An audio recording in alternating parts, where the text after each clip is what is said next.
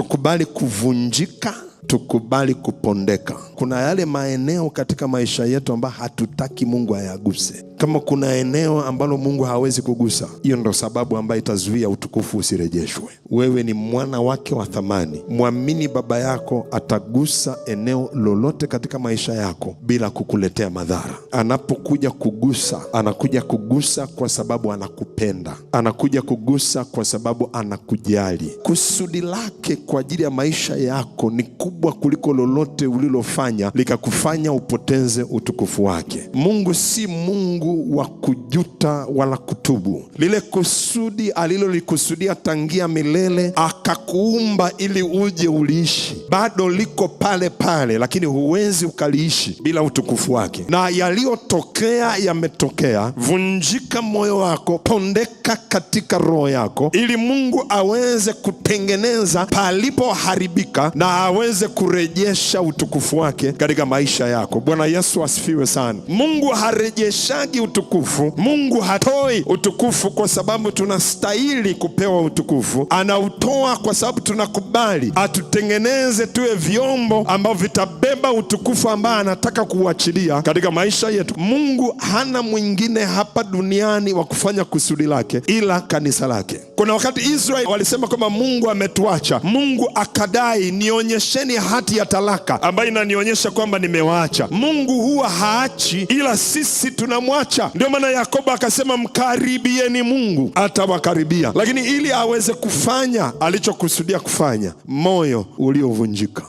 roho iliyopondeka,